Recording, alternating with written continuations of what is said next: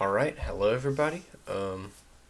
Just wanted to make this video because we got the bombshell this week that Oklahoma and Texas are joining the SEC.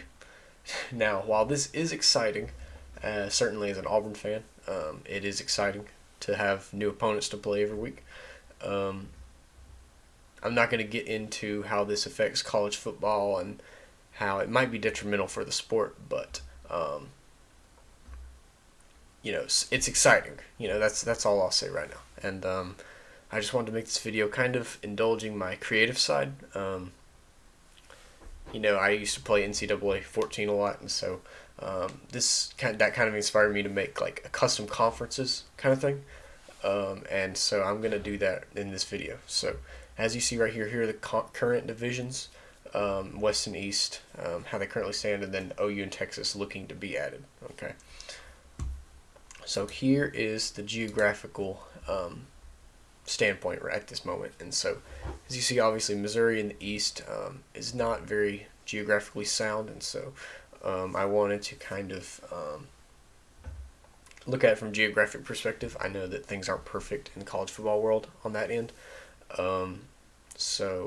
With West Virginia being in the Big 12 and all that, and so I wanted to kind of make this from a geographic perspective and see sort of the options. Now, I have made two scenarios for this. I'm going to assume, first of all, that everything will kind of stay the same, mostly, in terms of, conference structure. I know that if Texas and OU join the SEC, things will have to be restructured significantly. But for this video, I'm just going to assume that things will stay mostly the same with how cross-divisional matchups go and the fact that you play all 7 teams in your division. And then I guess you'll get one cross-divisional matchup, which would be your cross-divisional rival. So I think that they would have to make a lot of changes to this, but for right now, I'm going to assume that things will stay the same. All right. So if you remember in 2011 when the SEC added Missouri and Texas A&M, they put Texas A&M in the West and Missouri in the East, and that doesn't really make much sense. Well, it did logistically, but not geographically at all. And so I wanted to kind of look at that from that perspective of how the SEC did that. And with that, I'm going to make option 1, which is Oklahoma joining the East and Texas joining the West. Now, this is obviously not what I want, but I can see this going this way just because of how the SEC has done in the past with adding Missouri. Just because of that, I put this scenario just in case they ended up being lazy about it, to be honest. And a thing about NCAA 14 that I really liked is protected rivals, so I've actually added protected rivals to this video right here. And as you see, most of them would stay the same. You have Alabama, Tennessee, Arkansas, and Missouri, Auburn and Georgia, LSU and Florida, Mississippi State and Kentucky, Ole Miss and Vanderbilt, and then you just add Texas, Oklahoma to the protected rivals. Now, this is really lazy, okay? And I hope this does not happen. But I can definitely see it going this way, because Missouri, Texas A&M were divisional rivals going into their start as SEC teams. But they changed it to have Texas A&M play South Carolina and Missouri play Arkansas. Made more sense. So, but Texas at OU obviously makes sense now. But still, this conference makeup is not my favorite. But I can definitely see it going this way, unfortunately. But the next option now, I would really be down for. Makes a couple more changes. I'm just going to show you right now. So, as you can see, a little bit of changes. So, Texas and OU join the West, okay? Which then you would move Alabama and Auburn to the East.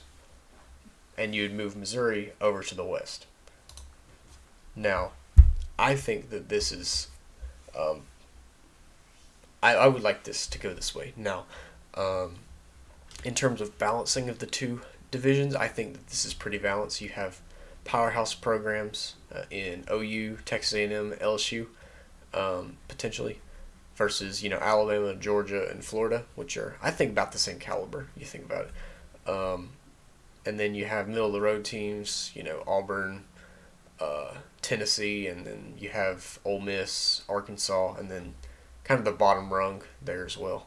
So I think this division's pretty balanced. And so I looked at it from a cultural standpoint as well. Um, in my opinion, Auburn, I think, has more connections to like Georgia um, than they do to like Mississippi and Arkansas. Um, if you are in Auburn, you know that like half the people in Auburn are from like Atlanta area, um, and so that's why I said that Auburn would mostly connect to the East. They have that rivalry to Georgia, and they actually historically have a rivalry with Florida. Now, um, I've heard from Auburn grads in the past that they hated Steve Spurrier back when he was there, and so that's like I think kind of like an old school rivalry that I think would be awesome to bring back.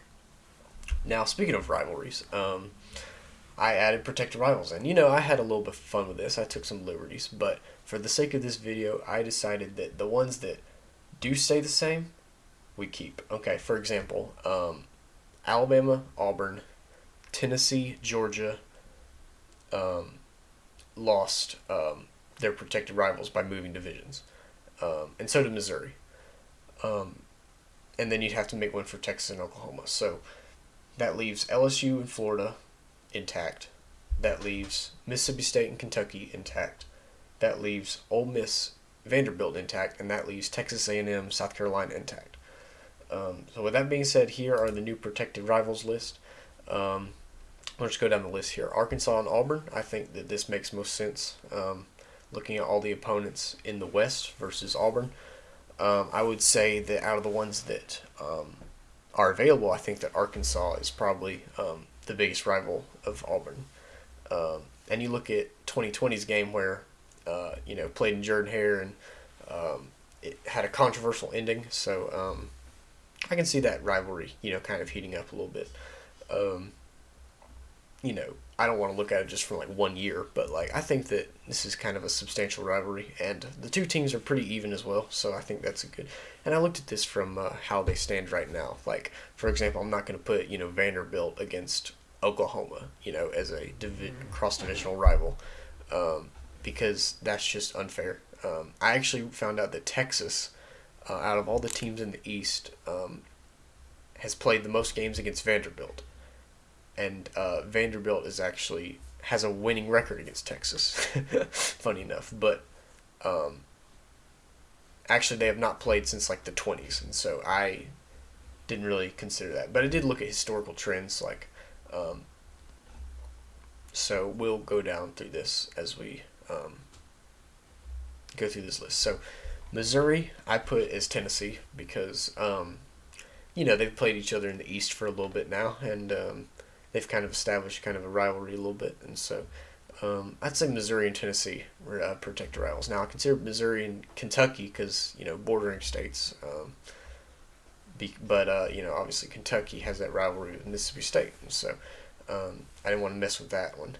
But also Missouri borders Tennessee as well, so I figured that's kind of a a given there that kind of starting off with cross-divisional rivals, look at geography. And so Missouri, Tennessee border each other, and so I considered Missouri and Tennessee Volunteers protected rivals in this scenario. Now here's where we get into the fun stuff. Oklahoma. Now I kind of took some liberties with, like I said, with this list. And I looked at historical trends as well.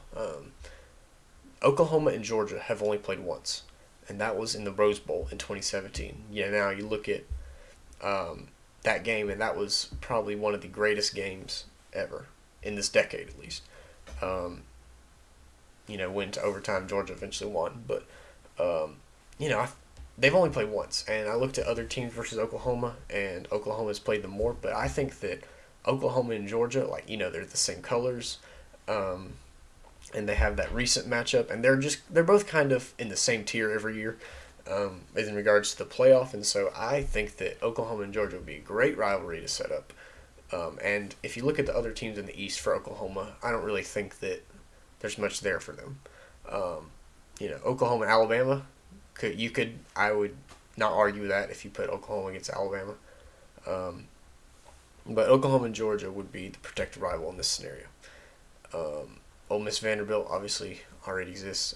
And now here's the fun stuff: Texas and Alabama, I put as protected rivals. Now, I mentioned earlier that Vanderbilt played Texas the most, but the second most against Texas was Alabama, and Alabama has played Texas 9 times. And if you remember, in 2009, Alabama won their first national championship with Nick Saban against Mac Brown's Texas, and that was I remember that game. It was a pretty fun game to watch, and so, and I know some Texas fans who are still kind of upset about that game, and so I think that there's a rivalry there between Texas and Alabama, and of course, 2 blue bloods in college football. I mean, historically, just powerhouses. So I just think it'll be super fun to see these 2 teams match up against each other. And Texas A&M and South Carolina already exist. Now that is it for the divisional stuff. Let's go to, I also consider one more thing, and that's the location of the neutral site for the SEC championship. Now, I do not think that there's any reason to move this SEC championship from Mercedes-Benz Stadium in Atlanta, Georgia. Now, it's kind of favored Georgia. If Georgia plays in the SEC championship, it's kind of like a home game for Georgia because they're so close. Now, I also considered the Superdome in New Orleans for this because, you add Oklahoma and Texas, you move the conference further west. So then it would make sense to have it in New Orleans. So if you were to move the SEC championship, I would say have it in New Orleans. Now, like I said about Georgia being a home game for the SEC championship, you would also have, if LSU was in the national or SEC championship in the Superdome, it would be like a home game for them. I mean, you remember when LSU went to the national championship and it was in the Superdome. It was, basically like a home game for LSU, like I said. So I think both these are very similar venues, would be very similar dynamic. And the SEC, it would just be kind of a hassle, I guess, to move the SEC championship from Atlanta to New Orleans, but it would be basically, I think, the same effect. Now, I considered other places like the Jerry's World in Texas, but I don't think that's very practical. Also seeing that the Big 12 championship is still there, well, for now, assuming that the Big 12 does not break apart. And I also considered maybe like the like they do in the Pac-12 with the team with the highest record being the home team. Or you could even like alternate, like the East is the home team one year and the West is the home team the next year. But I just think that's, not very fair. I think neutral site's probably best for the SEC considering the stadium atmospheres, and basically all the SEC stadiums are just immense and just incredible. And so I say neutral site's best for the SEC championship now. I would probably vote to keep it in Atlanta, but if you were to move it, I would say move it to New Orleans. Now that is it for this video. I actually had to re-upload this because I didn't have audio in the other video, so sorry about that. A commenter actually pointed it out to me, and kind of rudely, and was like, he said, no audio, perhaps for the best. People on YouTube are brutal, man. I mean, I'm not offended at all, but it's just really funny how unforgiving people on YouTube are. And so you see, my channel is very small. I don't really make video. I don't take YouTube too seriously, and so I just think it's a fun thing I can do, But if you see some of my other videos have some, maybe not rude comments, but like snarky comments, kind of. Like, this was a waste of my time, but I don't really care, I just do this for fun. I'm not trying to please anybody, so hopefully, you found this video interesting. I do college football content. I also play games, I sometimes upload my clips from stream. Maybe I also stream on Twitch, by the way. Sometimes I sometimes upload games, like I said, and then I sometimes do music stuff. And so if you kind of like me and my content, whatever, you can subscribe if you want. I don't really care about that, but it's just kind of cool. I like doing this YouTube stuff, showing my friends and whatnot. So I hope you enjoyed this video. I hope you have a great rest of your day. Bye bye.